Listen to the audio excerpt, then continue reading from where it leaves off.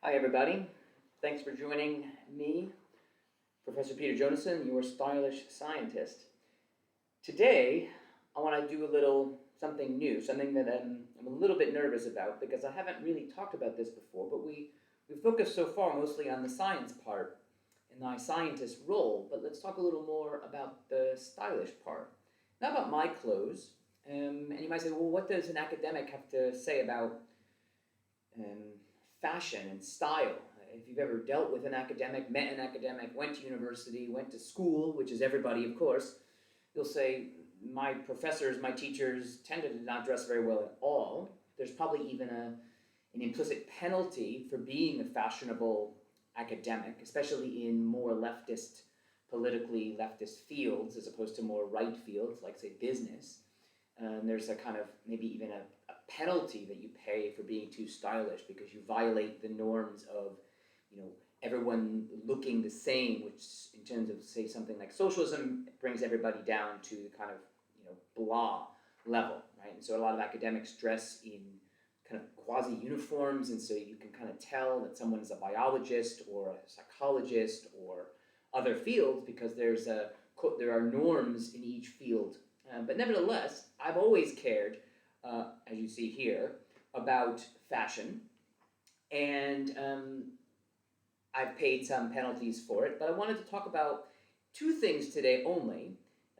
One is, why don't people dress up or dress better? I don't just mean academics, I mean just people in general. So why is it that when you walk around modern cities, what you tend to see is either people in poorly fitting suits, rather generic suits, generic clothes, or they're dressing like teenagers? And you can look on YouTube for many videos about dressing like teenagers. That seems to be the trend now. And we'll talk a little bit about why I think that is the trend now. So the first question I want to deal with is, why don't people dress better or dress up? But the second one I want to deal with is why you should dress up or dress better. So in the next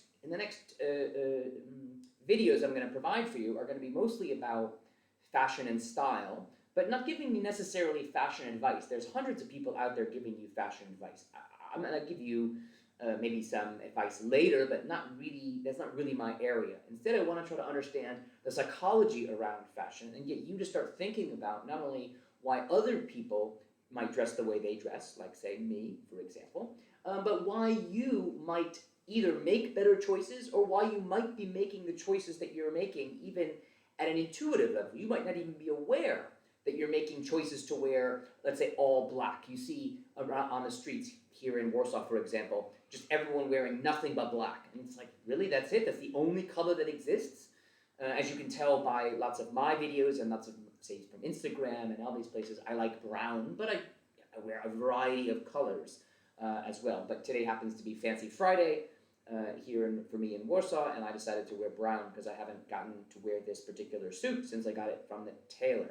So I want to try to keep this short because I know I can just probably go on and on and on about this. So let's talk about the first question.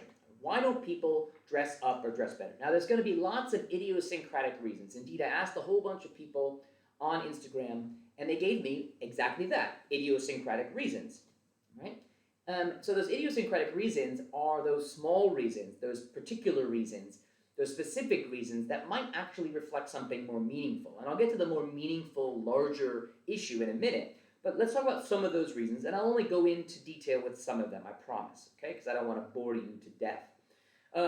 One is simply a rejection of your parental rules, right? So you might not dress up because dressing up was something your parents made you do, and when you tried to exercise freedom, indeed the first kind of freedom you probably had in your life was self-determination around clothes. And if you never really got past that issue, or you never saw the value in clothes, you'll have continued in this kind of, I'm going to dress in a way that my parents kind of don't like. And not just parents, but dressing in a way that differentiated yourself from parents, broke rules, say, of your high school, of any authority figure. So a lot of being a teenager, which is when people start engaging in some level of self-expression, especially in the West. This is when they start exercising, well, I'm going to wear what I'm going to wear, right? I'm going to wear all black. And then the whole school looks like a sea of black. Why? Because everyone thinks they're being rebels by wearing black, for example. Be a rebel. Wear color is what I would say to you. There's also this psychological reactance, which is part of this objecting. So I felt that my freedom was restricted when I was a kid, so I'm going to dress, right? You told me I couldn't wear shorts until April 1st. Well, it's April 1st. I'm wearing shorts now, right? Or maybe I come home from school and I put on shorts immediately. And if you don't get past these kind of immature ways of seeing clothes as a way of exercising your autonomy and your in violation of norms from your parental figures or authority figures, you'll continue to dress this way. I think there's a bit of people think that casual equals cool equals rich, because you see people like Leonardo DiCaprio or other really rich people, Justin Bieber, wearing really casual clothes, and you think, oh well, if it's cool for Justin Bieber, why can't I do it? Because Justin Bieber is not a human being, right? Adam Sandler is not a human being. Obviously, they're humans, right? But what I mean is they're from another socioeconomic group that you're just likely to never be a part of. But people are trying to steal that coolness, that I don't really care. Because if you don't care, if you can show up in shorts and no one objects to you wearing shorts, then it says that you have status. So people are trying to assert their status here, but they dress down because they're trying to use the person who dresses the most casual, the one who cares the least, nowadays seems to have the most psychological power over other people. Obviously, people are very concerned with the cost and the time involved. The time, for example, in picking an outfit, the cost. I will go through much later on. You don't really need to spend $1 million on clothes. You don't need to wear the kind of clothes that I wear to dress well. A lot of it just comes down to getting things that fit you well, that complement your skin tone, for example, that complement the occasion that you're at, and maybe even the image that you want to create. Maybe not just one of I'm Mr. Casual, but you can look nice and casual. You don't have to be sloppy to look casual and look cool and relaxed, all right? Another one, of course, is that you just don't know. A lot of people just don't know what to wear. This is in particular the case for men. Men really struggle with, well, what should I wear? A little bit as well, this has been my experience, by dressing well, as a man, especially as an American man, well, you must be gay, right? Only gay men dress well. I'm not sure why people think that is the case. In my experience, that is not necessarily the case. There is something around thinking that the aesthetic is somehow more feminine, and therefore if men do it, that makes them more feminine. I don't understand that, but nevertheless. So we can go on and on and on, right? There's there may be a kind of laziness. Well, if you could get what you wanted without dressing up, why would you ever dress up? If you can get men or women to date you without dressing up, well, why put in the effort, right? We race to the bottom in these ways, right? The least amount of effort I have to extend to get what we want. So if your goal is simply to get a boyfriend or a girlfriend, and you can get a boyfriend or a girlfriend just wearing baseball clothes, well, then why would you ever wear nice clothes? Why would you ever dress up and wear a suit? And when you wore a suit, you would kind of resent it a little bit, because you're like, I feel like I'm fake. I'm putting on airs, if you will. Of course, younger people is one of the reasons. Just being younger is simply a reason that people don't dress up too well. And that's probably because they don't live lives that really need dressing up. It also has to do with your culture. So if you have a particularly tight culture, your society might say, well, this is how you're supposed to dress. Or even your subculture might tell you how this is supposed to dress. There's, of course, concerns about temperature. Yes, dressing this way is a little bit warmer in the summer, but come on, you can get linen clothes, you can wear shorts, you can always dress well, even with the constraints that both the environment and the social settings put to you. You can always look one step above, even 2 steps above everybody else, right? Another reason to that same point is some people don't want to seem like they are above people. Right? They want to engage in this kind of like, oh, I'm accessible, I'm nice, right? This type of thing. So they don't want to stand out. Some people don't want to stand out, and so they don't dress up. They don't want to draw attention to themselves, so they don't dress up. They feel insecure when people look at them, or they don't really know how to defend, so to speak, this kind of look when you dress up, right? Some people equate dressing up as simply with work. So as soon as they don't have to work, they're dressing down, right? I'm not working, I'm dressing down. Some people want to seem like, similarly, that they're approachable, or they're not a try too hard, if you will, right? It's like a curse of death, especially in the dating world. If you were as a man, if people see you as a try too hard, somehow putting in effort now is seen as a problem. We're all supposed to be cool. We're all supposed to not care. But we care. Even when you're debating about what T-shirt to wear, if you're debating, you care. Yeah. So we all care. We just want to seem like we don't care. And so you can wear nice, elegant clothing, engage in what the Italians call sprezzatura, which is the kind of casual elegance, right? Like you don't seem like you really enjoy. You're just walking down the street casually, as in this suit just fits me, right? And if it fits well, you will feel 10 times better, to tell you the truth, right? Some people, of course, engage in dressing, don't dress up because they think it's uncomfortable. Well, it's true. If you buy some crappy suit or some crappy clothes and you don't get it tailored, you don't get it adjusted for you, or it's too big, or it's the wrong material, yes, of course, it's going to be uncomfortable. But I'm not sure if I'm ever more comfortable than I am in one of my tailored suits. And I mean, more comfortable than I am in, say, my gym clothes, to be honest. And so these things matter. But ultimately, this all comes down to things like, I think two things, if I'm honest. I think we can boil them all down to really only two reasons that people don't dress up. One of them is people think they're too cool, as the singer Pink said, too school for cool, right? And the other one is too hard, right? So when you're younger in particular, you think you're too cool, right? I'm too cool to do this. But eventually, we hope that you grow up. The fact that I see people walking to work still dressed in the same clothes they wore in high school, partly it is because they think they're too cool to dress up. Also, it's because they think it's too hard to dress up. Like, oh, I gotta put on a nice dress, and then I gotta put on heels and all this stuff. But if you wear this stuff, it has all kinds of psychological benefits, which is what we're gonna get to now. So this is why you should dress up.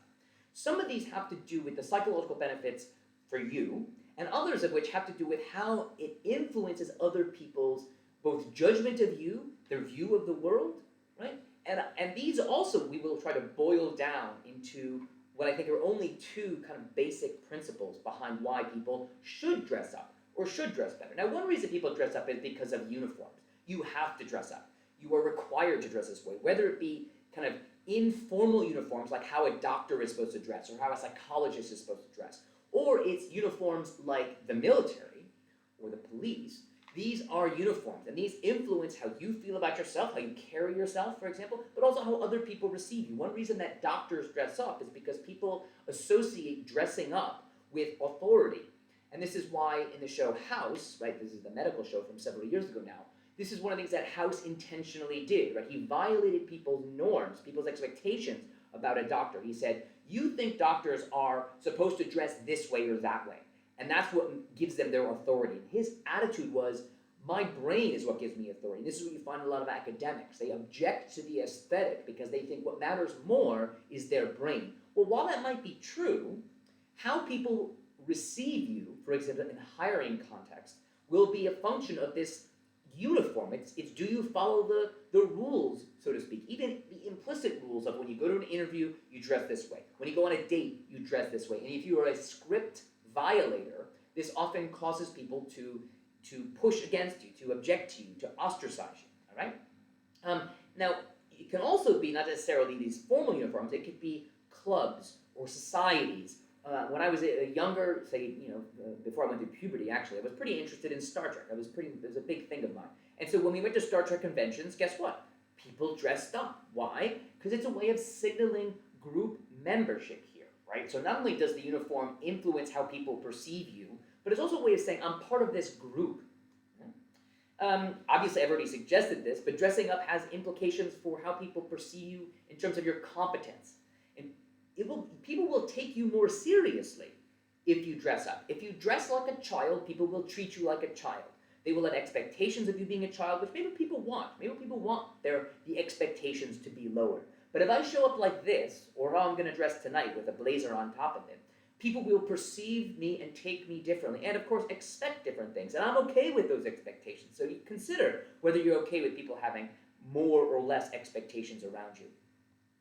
One thing I want to get through to you strongly here is if you don't choose what you wear, right? If you don't choose how people perceive you, what you put on, because people will judge you. You don't have to like it. People will judge your clothes because it's the first thing people see, just like, my balding head and all the other things, right?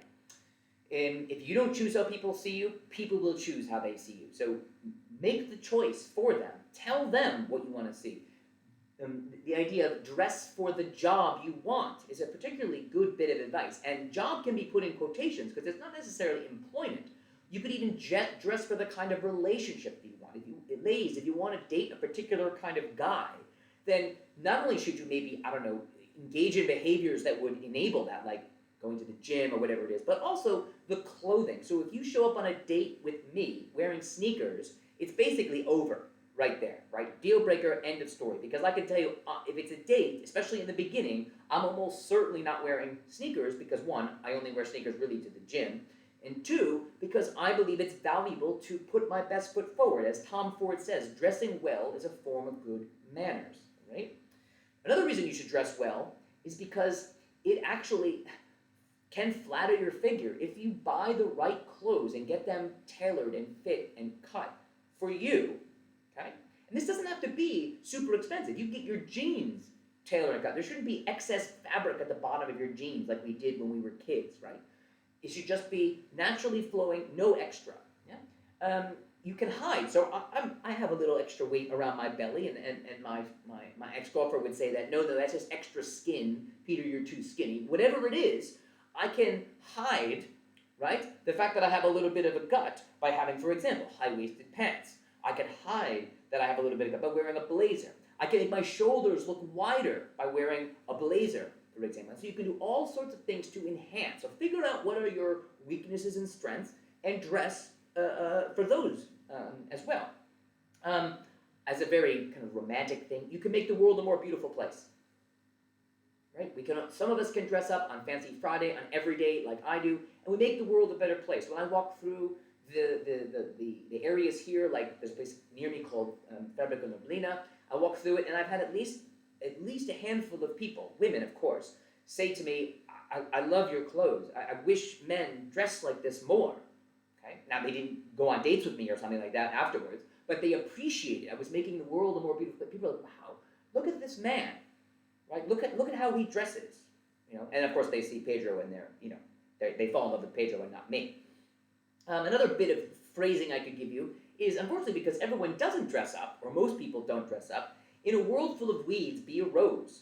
Don't be afraid to stand out. Now, this is in places like Australia where they don't like people to stand out. You might get actively punished for standing out, but try to stand out, right? Even within the context that you're living in, try to stand out a little bit, all right?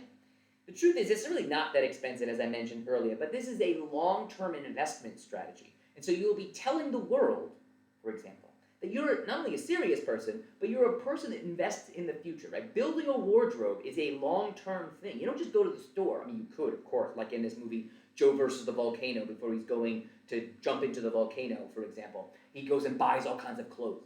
Yeah, you could do that.